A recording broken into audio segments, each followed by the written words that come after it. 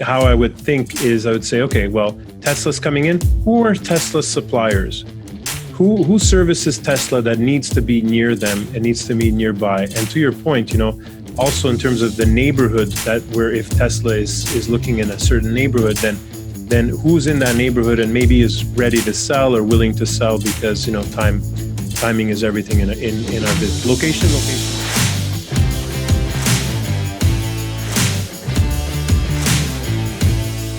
How do most agents who don't have access to the secrets that the top agents in our industry hoard to themselves grow and prosper in today's real estate environment? That's the question. And this video podcast is the answer. I'm Pat Hyben, and welcome to Real Estate Rockstars.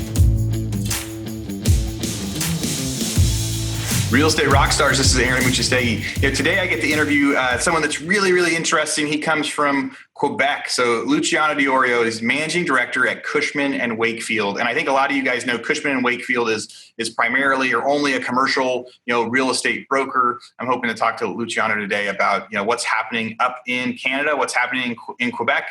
We'll talk a little bit about the three asset classes that are the primary ones that they focus on, and his journey from, being an agent, being a broker, to being the managing director. So Luciano, thanks for coming on. Hey, thanks for having me, Aaron. Yeah, glad we could make it. So you're up in Montreal. Tell us a little bit about, what's life like in Montreal right now with everything? Are people back to work? What's everything like? So actually this week I'm pretty excited because we've actually opened up our office on Monday, and we're basically operating at 25% of our employees. And so basically the rest of the gang is still working from home, and we are ready to go within our guidelines. We've been working hard over the last couple of months for a reentry and a proper reentry and a safe reentry. So this week on Monday was our first day back into sort of the new normal, if we can call it that.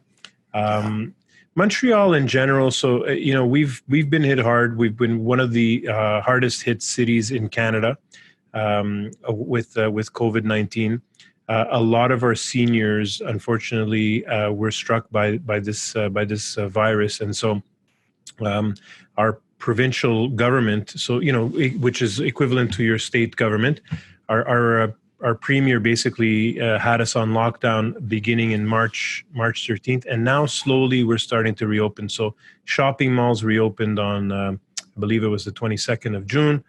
The 19th of June. 22nd of June was food courts, and non-essential businesses in offices, I think, are kind of taking an approach of a staggered approach. So we are deemed an essential service.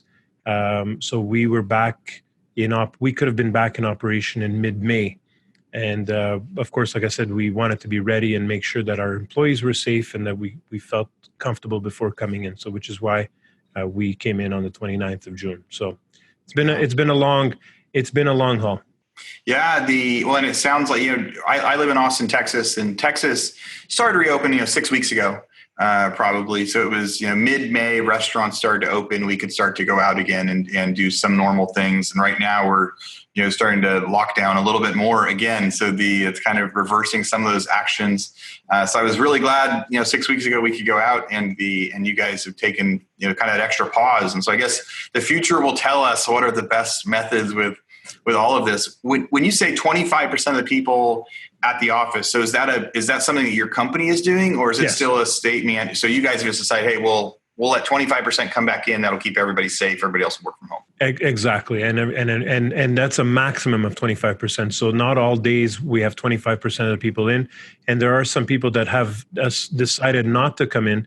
And if they do decide to come in because they've got to pick up a laptop or they've got to pick up some sort of a document, then we arrange it that they are in as long as they're not exceeding the 25%. So we're really trying to monitor things, make sure that everything, that everybody is safe and everybody's okay before we go out there. And of course, our business exposes us to a lot of people. So we on tours and things. So it's interesting because I started an industry group a couple of weeks back with fellow brokers of competitive firms and also major investor landlords in the city. in terms of how did we want to reopen things as we were going to come out of deconfinement. It's interesting because we take it for granted to show space. So we're used to doing office tours and showing space in an office building. Now, of course, if elevator access is restricted and you've got to jump from one building to another, you want to make sure that you're not impeding on the normal operation that the building has for its own tenants. So we've actually worked with the landlords and said, look, if you want us to come in and do office tours sort of after hours or before operating hours, and that'll alleviate your stress on your elevators, then we're happy to do that. So it was interesting to see how we came together as a community to make sure that we're up and running and as smooth as we can be. To adjust. So for people that have never been to Montreal, what U.S. city is it most like? So you're pretty close to New York, right? Across the border, a drive, and maybe that's why Montreal was so hard hit, because New York was definitely hard hit. Yep. But how would you describe it compared to any U.S. cities? I would say it's a mix of Austin, believe it or not, in terms of the live music scene and just the general eclectic mix that you have in Austin. Okay. Certainly a mix of New York. We're about 3.5 million people, 4 million people in the greater Montreal area. So we compare, Boston, I would say, is kind of, although big rivals on the hockey side, but probably closest to Boston in terms of look and feel. Rockstar Nation, this is Aaron Amuchastegui. Hey, I hate to interrupt the current podcast that you're listening to, but I am so excited to share this with you. I just finished interviewing the original host of this podcast, my good friend, Pat Hyben. Now, I got to talk to Pat about how he started his real estate career and a whole bunch of tips and tactics that he used to be successful. So if you haven't listened to it yet, go check out State of the Market number 49. On there, I get to talk to Pat about all those different things. And in there too, he talked a lot about his 6 Steps for 7 Figures book and training program that he built over the last couple of years. And I realized I haven't done a good enough job of reminding all of you lately about all of the resources that we've built for you out there. So if you want to check out Pat's course, we've got like a 3-minute summary video when you go to it. It includes so many easy to follow tips that you can follow on it like a day-to-day basis. You get email reminders, all sorts of different things that come with that course. You find that, you go to rebusuniversity.com, R-E-B-U-S, rebusuniversity.com. Look at courses. You can find the 6 Steps for 7 Figures book. And really, there's a whole bunch of other courses in there too. Our normal prices used to be $1,500 or $2,000 a course. These are real deal professional courses. But now during quarantine, a lot of them are priced down to like $90, $95. So we've slashed the prices because we know right now is a time for everybody to be focusing on growth and education, especially while they're feeling like they don't have as much to do. And if you go in there and you figure like there's a lot of different courses you want, maybe you don't want to buy the a la carte. You can go to futureofrealestatetraining.com and you can get access to all of our different courses for $97 a month. I think there's a discount on there if you go a year, or there's even like a lifetime option that you can pay to get access to every course we ever put on Rebus University for as long as we have it. So go check out those options, Rebus University or futureofrealestatetraining.com. All right, back to your podcast. Sorry for the interruption. So that's, so that Montreal, we are a 45-minute drive to the U.S. border, to New York State.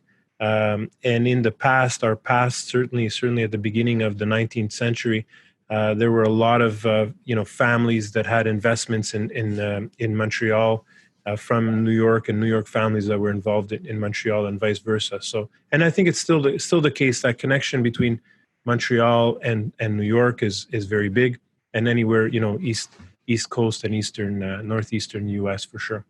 Yeah. So let's talk about commercial real estate. So there have been a lot of different reports out here that kind of break down performance levels and hospitality. And it was a statistic that came out of how many people were in default, right? And so the hospitality industry were the most amount of loans that were in default. And so hospitality is like hotels and things like that. That commercial asset class is taking a really big hit in the U.S.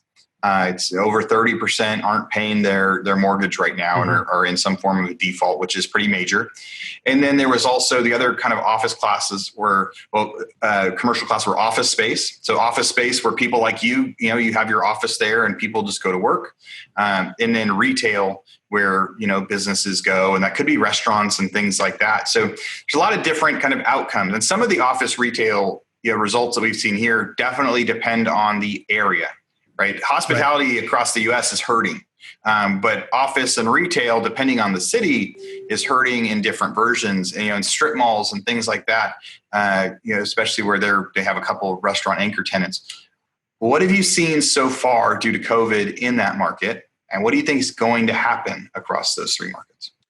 Yeah, so if I look at hospitality, we haven't, and I'd have to look at what our latest studies are. So, admittedly, I haven't seen what we've done, but I can tell you anecdotally what I'm seeing in Montreal. Montreal has been known as a festival town, a bit of a party town, certainly in the summer, and we have a few big events in Montreal that make or break it for most hotels and restaurants, and that's the Grand Prix, Formula One Grand Prix, which is an international event which draws certainly billions of spectators on television, but millions of dollars into the city over a weekend in June. That was canceled. They're talking about maybe having it in October, but those are right now, they're not confirmed reports, and I highly doubt that there would be any attendance at that event. I think they'll kind of just run it on the tracks without any spectators. So the Grand Prix is a big event.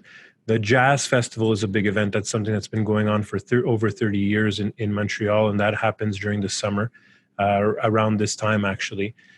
So that's been canceled. And then we have the Just for Laughs Festival. So those are three big events that draw people from across North America and certainly from the U.S. into Montreal. That unfortunately, those hotels and restaurants are not getting any of that revenue. So the restaurants are hurting. The restaurants were actually allowed to open their in-dining rooms as of last week. Some of them just weren't ready, so they're opening up this week. So it'll be interesting to see how that goes down.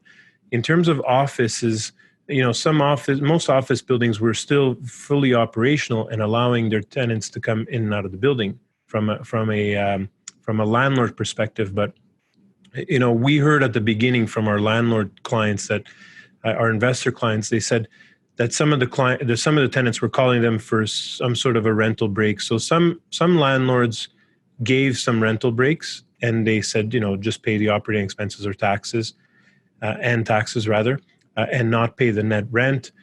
Some others, insisted that full payment was due.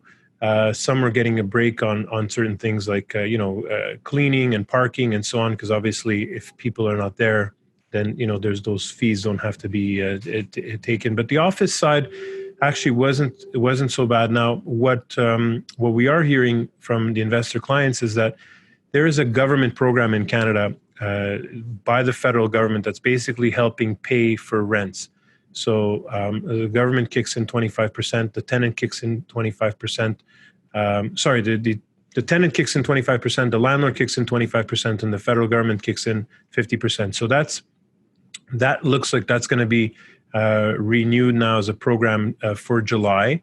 Don't know what it's going to look like for August, but since the pandemic hit, that program has been in place. So that's for office space or commercial tenant. Yeah, commercial tenants. So either office or retail, anyone who has to pay rent. And that program also, it's interesting because I have a hard time keeping up on it, because at one point the building that you were in had to have a mortgage, and then they changed that and said, no, you don't have to have a mortgage. It's open. It's open to anybody. So that's constantly evolving, but. Right now, we're seeing that the federal government is going to give a helping hand to retailers and to office tenants and industrial tenants. So any commercial tenant, they're getting a break. That is very different in Canada than it is in the U.S. right now. There is stimulus out here, and there's been some different things, but nothing that's been long lasting specifically for that. So we've had PPP where people could get a certain amount of money to pay payroll, and some of that was, a portion of it could be used to cover rent. But we have seen a huge decrease in office usage in Austin, right? And then have you seen any? Some of the big companies here, Facebook, Twitter, companies like that have now announced that people can work from home forever.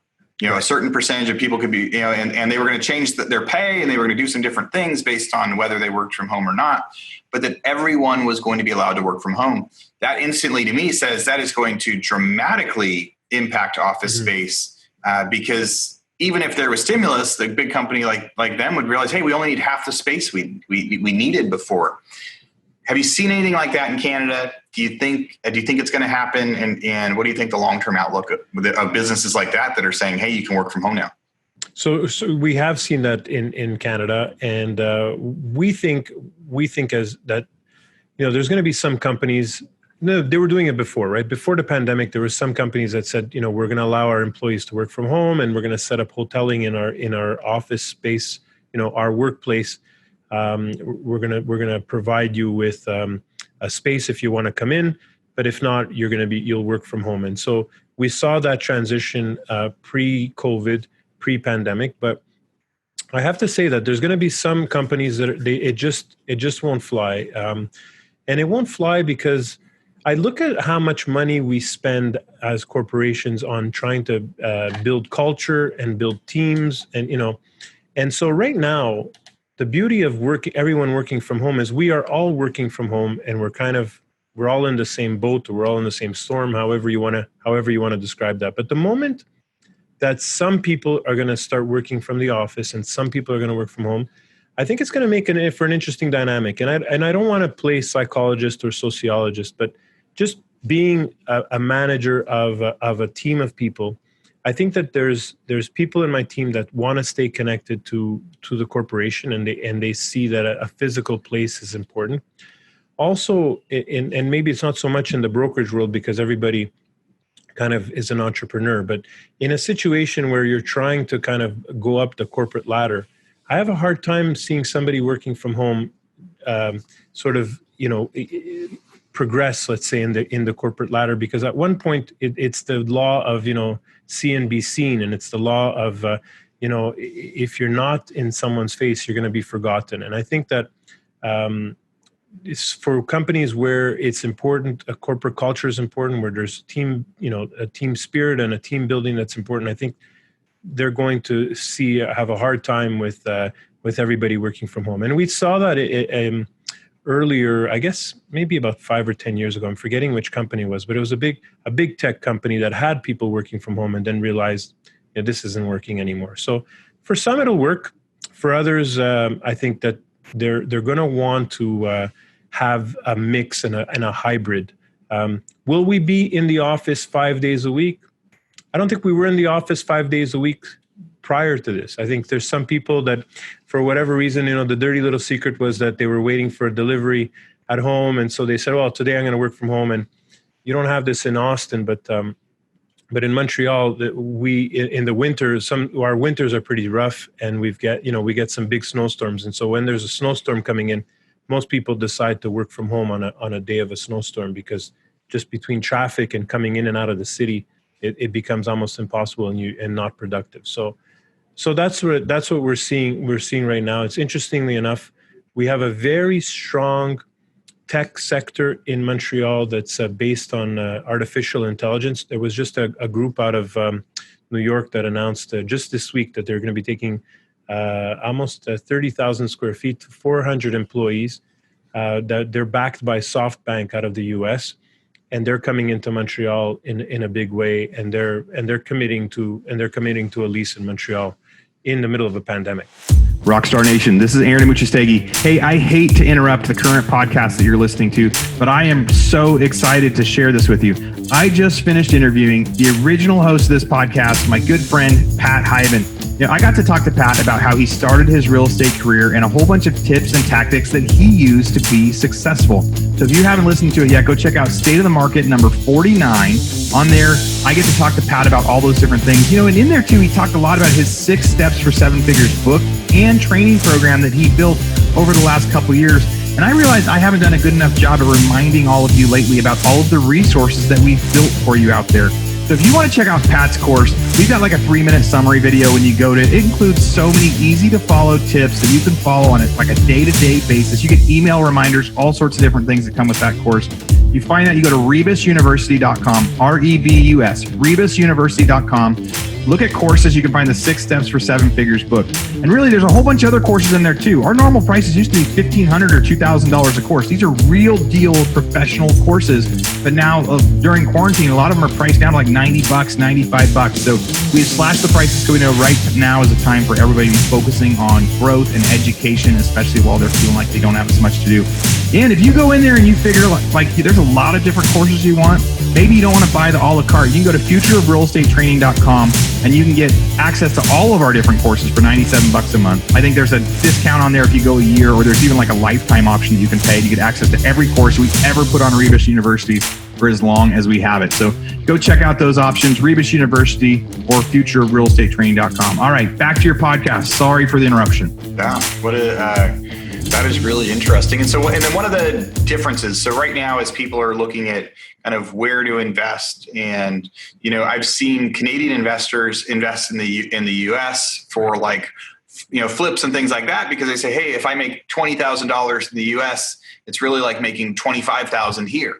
Right. Because in Canada, and vice versa. And I guess the other side of that too, is if you are, if you're in the US and you're investing American dollars up in Canada, the exchange rate's like 1.3 or 1.4. And so if $1 million US buys you something for 1.4 up in Canada, something like that, does that come into play a lot for investors that cross the border back and forth? Yeah, that's exactly it. I mean, certainly the dollar right now, our dollar is weaker to the Canadian dollar is weaker to the US dollar. So definitely there's some deals to be had in Canada just based on the exchange rate. Now, of course, there's other things that factor in, and there's taxes, and there's also some language barriers, certainly if you're doing business in Quebec. But in general, money will follow where it can grow. And right now, our markets across Canada, but especially in Montreal, have been undervalued. We never really built on spec in Montreal when it came to office space or industrial space. We never really built on spec. So the demand was very high coming into COVID back in March, and the supply was low. If I think of on the industrial side, we still have some older buildings that don't have the clear heights, the 18-foot ceilings and so on, which for the benefit of people listening here, an 18-foot ceiling on an industrial building is obsolete today because of the way we store things in warehousing and so on. You want 24, 28, sometimes even 32-foot clear so that you can palletize in a warehouse. So those don't exist as existing buildings, there are, but certainly the demand is higher than the supply, so you've got to build, and that's what we're seeing right now. Is especially on the industrial side in Montreal, the market's on fire, and the markets and Toronto and Vancouver are similar situations where there is demand for that type of space. You mentioned language, so the Montreal mostly French. Montreal is mostly French. So if you're opening up a business here, as an example, I always like to use these two examples. One is Kentucky Fried Chicken.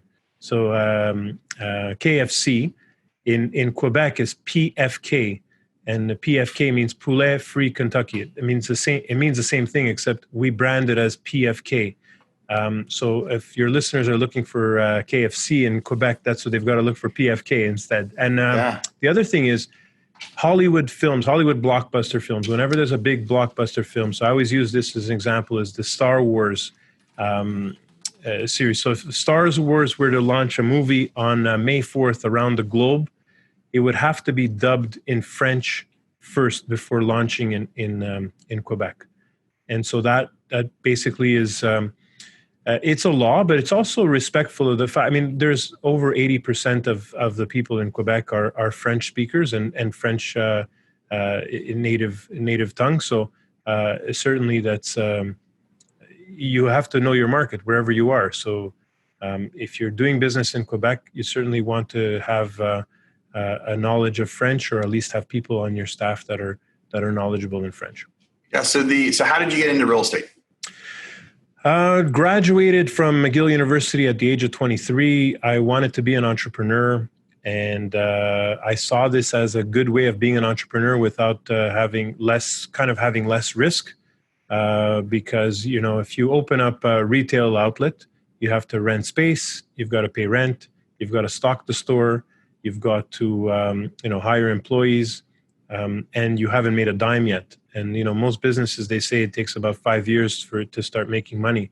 So I saw real estate as a good way of being your own boss, being in control of your own situation, and relatively low barrier of entry. So that was it. I was 23 years old. I didn't know a square foot from a square peg, and here we are. Well, I don't. Oh, sorry about that. Okay. So did you start in commercial? I did right out of school. I didn't want to do residential because I felt that I wanted to have. I really wanted to control my hours.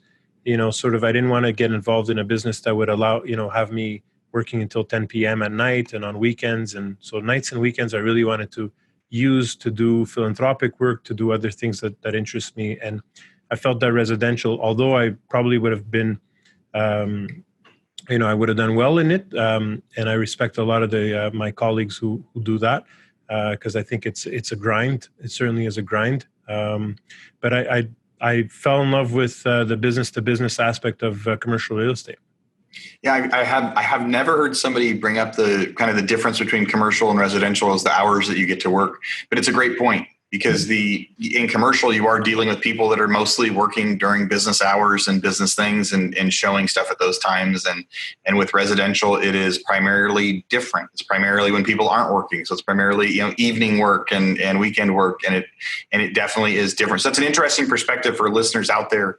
When you're thinking about the differences between commercial and residential. So Luciano, how did you do your first year?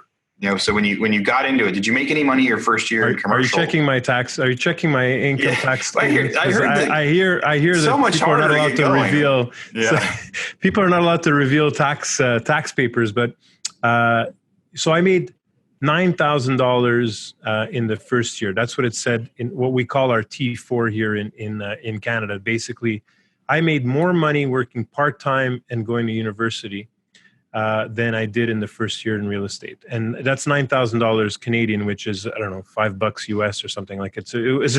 So you were working full time that year and just didn't have a whole lot of financial success. Yeah, truthfully, I was working half the year because from January till May, I was working.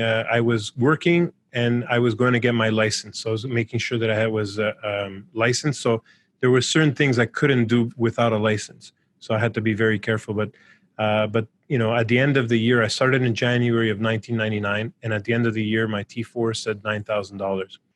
So how'd you do on year two? Year two, I made about $45,000. Okay. And then year three, I got into the six figures and started making some serious money, enough for me to buy my first investment property. I bought a fourplex, four units. And that was actually, I bought a fourplex before I bought a car. So I didn't have a car, but I owned a fourplex. Don't ask me how I got to the fourplex, but well, that's how you end up paying your car payment later. Is you get the fourplex and the rent buys your car. Exactly. So first year, 9,000, second year, 45,000. By your third year, you were starting to realize that you can make some money and have a good paying career.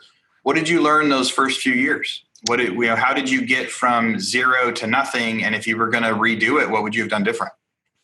You know what? I think I would have been, if I were to redo it, I'd be less afraid. There was a fear of, certainly when I didn't have the license, it was a fear of getting caught, was a fear of also a bit of a fear of a rejection, because our business, you're calling, out of the 100 phone calls you make to business owners, 90 of them are going to tell you to go away and 10 of them are going to listen to you.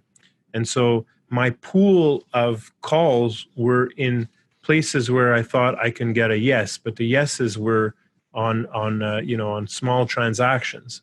So if I were to do things differently, I would say, the calls are the same, the amount of time that we spend are the same. We've all been given 24 hours in a day, right? That's what makes us all equal. So how I use those 24 hours and how, I guess I'd be smarter. I'd be smarter in which pool or which pond I'd be fishing in. So I would say that would be my advice would be, let's do it differently by being smarter about searching for prospects and searching for clients. So commercial prospecting, so if somebody came to you right now and they said, hey, I want to get involved in commercial real estate, how do I get my first clients? What would you tell them? I would say a few things, and we're luckier today than we were in 1999 because the search engines are more powerful and information is readily accessible. Back in '99, which doesn't sound like that long ago, we were still using yellow pages and we were still using paper lists and stuff to find people. So my advice would be, number one is start your day by keeping up to date with news and finding out what's going on in terms of news. I'll give you an example. Right now, during COVID, a lot of people are investing, a lot of the businesses have to get plexiglass. So one of the questions that I would say to a young broker is, think about that story that you read in the paper about how businesses are getting plexiglass. For us as brokers, I want to see who are the people that are supplying plexiglass. These people may have issues because their warehouses, they can't keep up. They're going to need more space. And so when I read a story in the paper, I read it diagonally. And I try to look at the beyond the story, because most people will read that and say, oh, well, okay, well, people need to get plexiglass. That's great. When I read it as a real estate broker, I'm thinking, well, wait a minute, there may be a problem there. This person is obviously being inundated with orders. They're probably going to have to open up a second plant, or they're going to have to open up something, they may have a real estate problem. They may be running into a real estate problem. And vice versa. People that said, at one point we heard that restaurants were storing their chairs and their tables off-site because they weren't allowed to open unless, they had gotten rid of their tables and their chairs. So for some of these big restaurant chains, they actually rented a temporary warehousing. And those are the type of questions that, as a young broker, you should be asking yourself when you're reading a newspaper, or now everything's digital. But when you're reading an article or a story, dig and go beyond the story. One of my favorite stories is one year there was a lot of snow in Montreal, and the city. I read a story that the city was running out of places to store the snow. Well, I called my contact and said, I contacted the city and I said, do you need help finding a place to store snow? And he says, absolutely, we need help. And so that particular day, I was searching for a place to store snow. And that's just from reading stories and reading them diagonally. Did you end up finding a place to store the snow? I didn't actually, and I'll tell you why. Because snow is very difficult to store, and nobody wants to. If you have clean land, you don't want snow on it because of the residue that's the environmental impact that snow can have on the land. But despite the covenant, because of course, as somebody who's if you call a landlord and say the city of Montreal would like to store snow on your piece of land, they're going to pay the market rent, and they're going to pay you on time every day, every month. But obviously, we didn't get interest for that because there was a contamination issue. That is very interesting stuff. Is the but I think it is a great point. I also hadn't heard that tip on here before. So listeners, as you're listening, especially when it comes to commercial retail, serving people in business, the news helps out a lot. The news also helps out when they say there's a new plant getting put in over here, right? So there's a Tesla might be putting a new plant in at Austin. So it hasn't quite been confirmed yet. The story broke that it was a certain neighborhood, but then the confirmation came back that they're just looking at permits and they still don't know if they're going to buy the land there. Well, that instantly changes the value of the real estate nearby, right? Correct. So it instantly changes, it's farming to people and saying, hey, have you thought about selling or not? Or maybe it's telling investors, hey, go buy up in this area because there's going to be a high demand, because there's going to be a factory a mile away that has 3,000 people working in it daily. There's pros and cons to all sorts of stuff like that. So listening to the news reading the news, but reading it in a way that you say, hey, how can this affect business? Reading it diagonally, like Luciano said, I think that's a great way to put it in perspective. Yeah, and just in terms of to get back to that Tesla plant. So for me, how I would think is I would say, okay, well, Tesla's coming in. who are Tesla's suppliers? Who services Tesla that needs to be near them and needs to be nearby? And to your point, also in terms of the neighborhood, that where if Tesla is looking in a certain neighborhood, then who's in that neighborhood and maybe is ready to sell or willing to sell, because timing is everything in our business. Location, and timing are two big things in real estate that I truly believe in. It's funny. There's a neighborhood in Montreal. It's called the Little Italy neighborhood. And for the longest time, it was declining. Restaurants were closing. No one was interested in going there. A block away, they've built a hub for artificial intelligence. You can't get space in that neighborhood now. Yeah. Yeah, it is so quick. I know that years ago it was trying to figure out where Costco was going to put in their job, and people as soon as Home Depot would apply for something, that became a good city to invest in, because Home Depot would invest so much money into figuring out what places were going to grow. People would say, hey, if there's a Home Depot getting put in, you want to go invest in real estate in that city because that city's strong. So there are all sorts of news out there that can impact kind of future. It's getting to tag along with the research that they've already done. Right. So if you can't pay a team like Home Depot can, just go where they go.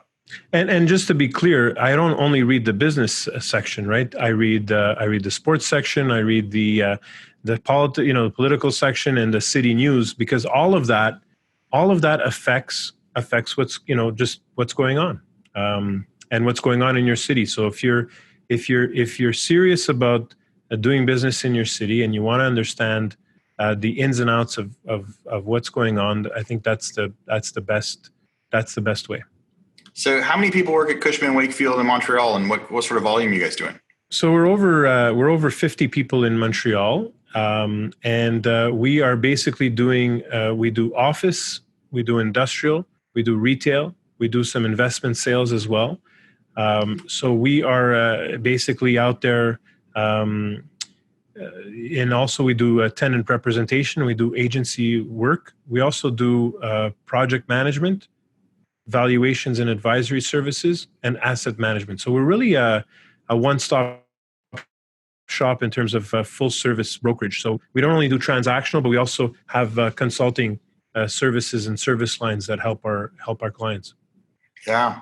Well, it's really interesting to get a perspective from Canada and a perspective from Montreal about what's happening in business, and from people that are, it's a lot of people, like I said at the beginning, a lot of people talk about commercial and how hard commercial has been getting hit and the different things. And it sounds like the government in Canada has taken a very different approach so far to the government here.